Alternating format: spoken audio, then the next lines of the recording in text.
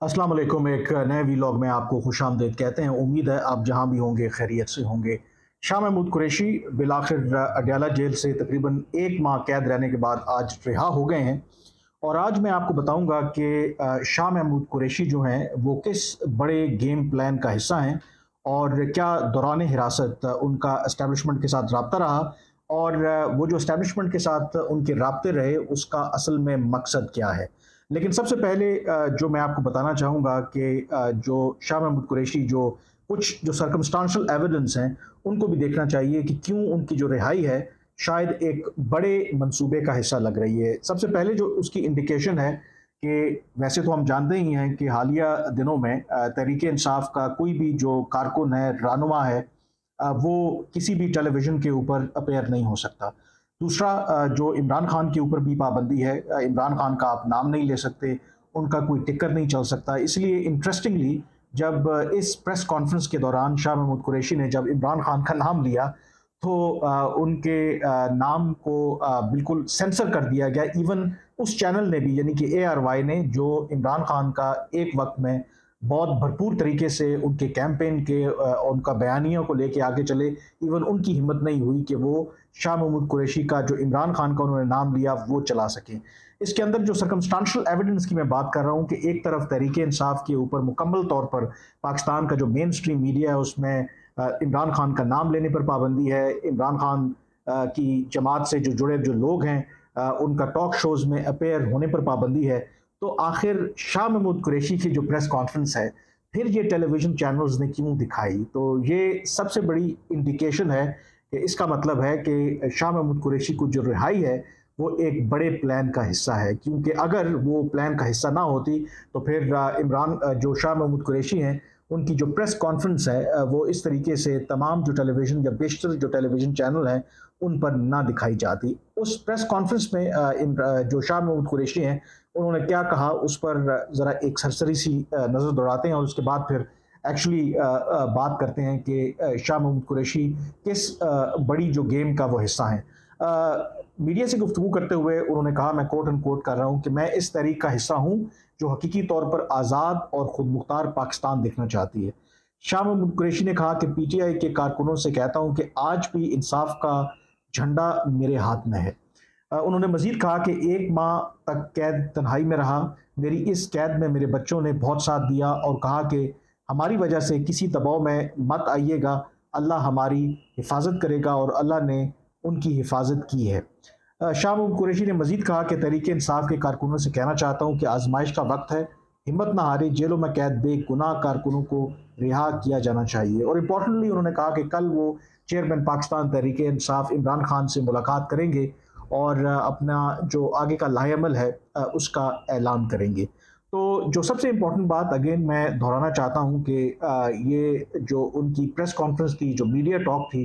वो तमाम media channels ने दिखाए, बावजूद इसके कि अदरवाइज तहरीक इंसाफ के ऊपर मेन स्ट्रीम मीडिया पर पाबंदी है। तो इसका क्या मकसद है ये भी मैं आपको बताता हूँ। सबसे पहले आई थिंक एक बैकग्राउंड जानना बहुत ज़रूरी है कि शाह महमूद कुरैशी जो हैं बड़े पुराने मंजे हुए सियासतदान हैं। किसी ज़माने में मुस्लिम लीग से भी उनका ताल्लुक़ रहा, फिर पीपल्स पार्टी में रहे और उसके बाद फिर वो तहरीक इंसाफ में आ गए। अगर उनकी सियासत देखें तो एक तो सियासत उनकी ऐसी है कि उन्होंने कभी भी एस्टेब्लिशमेंट के खिलाफ कभी भी बात नहीं की। इवन जब इमरान खान को तहरीक अदम एतमाद के नतीजे में हटाया गया, उसके बाद जो उन्होंने बयानिया चलाया जिसमें वो अमेरिका को और जो पाकिस्तान के अंदर जो एस्टेब्लिशमेंट है उन पर इल्ज़ाम आयद करते थे कि उन्होंने साजिश करके उनकी हुकूमत का खात्मा किया। शाह महमूद कुरैशी जो है इस सारे अरसे के दौरान अगर आप देखें तो वो बहुत मोहतात रहे। उन्होंने कभी एस्टेब्लिशमेंट के खिलाफ बराह रास्त हमला नहीं किया, और ना वो इवन के बावजूद इसके कि अभी जो एस्टेब्लिशमेंट और इमरान खान के दरमियान जो लड़ाई है, इवन जो उनकी आज की भी प्रेस कॉन्फ्रेंस है, जो मीडिया टॉक है, उसमें भी अगर आप देखें तो उन्होंने एस्टेब्लिशमेंट के बारे में कोई बात नहीं की। तो इवन के 9 मई को जब गिरफ्तार हुए थे इमरान खान, उसके बाद जो उन्होंने बयान दिया, फिर उसके बाद वो अरेस्ट भी हो गए। उन्होंने अवाम से ये ज़रूर अपील की कि वो घरों से बाहर निकलें, ये हकीकी आज़ादी की लड़ाई है, अपनी फैमिलीज़ के साथ, अपने बच्चों के साथ, इमरान खान के साथ इजहार यकजहती के लिए निकलें। लेकिन अगेन उन्होंने कभी भी एस्टेब्लिशमेंट को बराह रास्त तनकीद का निशाना नहीं बनाया, कभी उन पर अटैक नहीं किया। तो इसका क्या मतलब है कि जो शाह महमूद कुरैशी हैं वो ये समझते हैं कि पाकिस्तान के अंदर अगर आपने कामयाब होना है तो आपको कौन सी पॉलिसी अपनाना होगी। और दूसरा जो मैं आपको एक बात बता रहा हूँ कि ज़ाहिर है कि हर जो सियासतदान है उसकी ज़रूर ख्वाहिश होती है कि वो जो बड़ी से बड़ी पोजीशन वो अचीव कर सके। अगर वज़ीर है तो फिर वज़ीर आज़म बन सके, अगर सूबाई असम्बली का मेंबर है तो वज़ीर आला बन सके। इनफैक्ट 2018 के जो इंतखाबात हुए तो शाह महमूद कुरैशी वन टाइम पे एक पोटेंशियल कैंडिडेट थे कि वो पंजाब के वज़ीर आला बनेंगे तहरीक इंसाफ की तरफ से, और उन्होंने पंजाब असम्बली का इलेक्शन मुल्तान से लड़ा भी। लेकिन वो इलेक्शन जो है हैरान कुन तौर पर शाह महमूद कुरैशी हार गए, हालांकि जो कौमी असम्बली की नशस्त है वहाँ से वो जीत गए। और शाह महमूद कुरैशी के जो करीबी हल्के हैं उनके बारे में ये कहा जाता है कि शाह महमूद कुरैशी ये समझते हैं कि शायद उस वक्त उनको हरवाने में खुद चेयरमैन तहरीक इंसाफ का हाथ था, क्योंकि एस्टेब्लिशमेंट के साथ उनके बहुत क्लोज कनेक्शंस थे उस वक्त तहरीक इंसाफ के, और तहरीक इंसाफ को इक़्तिदार में देखना चाहती थी जो उस वक्त की एस्टेब्लिशमेंट थी, जनरल बाजवा और जनरल फैज़। तो इसलिए इमरान खान नहीं चाहते थे कि जो पंजाब असम्बली के मेंबर मुंतखब हों शाह महमूद कुरैशी, क्योंकि वो उनको पंजाब का वज़ीर आला नहीं देखना चाहते थे। क्योंकि आपको पता है कि अगर आप पंजाब के वज़ीर आला बन जाएं तो आपको पता है कि पंजाब के गिर्द ही पाकिस्तान की सियासत घूमती है। और जो नवाज शरीफ हैं, आपको पता है कि इससे पहले जब वज़ीर आज़म बनने से पहले वो पंजाब के वज़ीर आला रहे, और फिर पंजाब के वज़ीर आला होने की वजह से उनको एडवांटेज हुआ और फिर वो पाकिस्तान के वज़ीर आज़म भी बने। तो गिवन के इतने वो सीनियर पॉलिटिशियन थे, पंजाब के अगर वो वज़ीर आला बन जाते शाह महमूद कुरैशी, तो एक पोटेंशियल था कि जो मुस्तकबिल में वो इमरान खान को रिप्लेस कर सकते, और इमरान खान इस बात से बखूबी वाकिफ थे। इसीलिए उन्होंने एस्टेब्लिशमेंट के साथ मिलकर ये कोशिश की और इसमें वो कामयाब भी हुए कि जो शाह महमूद कुरैशी हैं वो पंजाब असम्बली के रुकन मुंतखब नहीं हुए। उसके अलावा मैं ये भी आपको बता दूं कि बेशक शाह महमूद कुरैशी और इमरान खान आपस में उनका बहुत क्लोज कनेक्शन भी हो, इनके अंदर एक ट्रस्ट डेफिसिट हमेशा रहा, इस एतबार से कि इमरान खान शाह महमूद कुरैशी को एक शक की नज़र से हमेशा देखते रहे हैं कि शायद वो उनके लिए एक पोटेंशियल थ्रेट है। उसकी मैं जो मिसाल है आपको ये देता हूँ, बल्कि एक असल वाक़या है जिसमें मैं खुद बराह रास्त उसमें शरीक रहा हूँ। और ये वाक़या है 28 दिसंबर 2019 का, जब उस वक्त के वज़ीर आज़म इमरान खान, उस वक्त के DG ISI लेफ्टिनेंट जनरल फैज़ हमीद के हुक्म पर मुझे ISI ने उठाया। और उसका बैकग्राउंड ये था कि मैंने एक स्टोरी की थी कुआलालंपुर समिट के हवाले से। आपको याद हो जब इमरान खान जो उस वक्त मलेशिया के प्राइम मिनिस्टर थे महातिर मोहम्मद, उनके इनिशिएटिव पर वो जाना चाहते थे मलेशिया कुआलालंपुर समिट अटेंड करना चाहते थे, लेकिन उस पर जो सऊदी अरब है वो पाकिस्तान से सख्त नाराज़ था, क्योंकि उसका ख्याल था कि ये जो महातिर मोहम्मद का इनिशिएटिव है बुनियादी तौर पर ये एक पैरेलल इस्लामिक ब्लॉक बनाना चाहते हैं, क्योंकि इस वक्त जो OIC है उसको लीड करता है सऊदी अरब, और जो सऊदी अरब का खदशा था कि मलेशिया के जो प्राइम मिनिस्टर हैं वो एक पैरेलल ब्लॉक क्रिएट करना चाहते हैं। और उस कुआलालंपुर समिट में पाकिस्तान को जहां दावत दी गई थी वहां पर कतर को भी इनवाइट किया गया था, तुर्की को इनवाइट किया गया था। और तुर्की और कतर उस वक्त अगर आप देखें 2019 में, तो इनके सऊदी अरब के साथ ताल्लुकात बिल्कुल भी अच्छे नहीं थे। तो to cut the long story short, मैंने जो खबर की थी कि खबर का बुनियादी मतन ये था कि जो पाकिस्तान का दफ्तर खारजा है वो काफ़ी अरसे से इमरान खान को ये वो तंबी कर रहे थे कि आप मलेशिया के जो प्राइम मिनिस्टर हैं उनकी दावत को एक्सेप्ट ना करें, क्योंकि इसका सख्त रद्द अमल आ सकता है सऊदी अरब की तरफ से। सऊदी अरब इसको कभी भी एक्सेप्ट नहीं करेगा। लेकिन फॉरेन ऑफिस के उस एडवाइस के बावजूद इमरान खान ने उनकी जो कंसर्न था जो फॉरेन ऑफिस का, उसको इग्नोर किया और मलेशिया के प्राइम मिनिस्टर की जो इन्विटेशन है उसको एक्सेप्ट किया। और फिर आखिर यही हुआ कि जो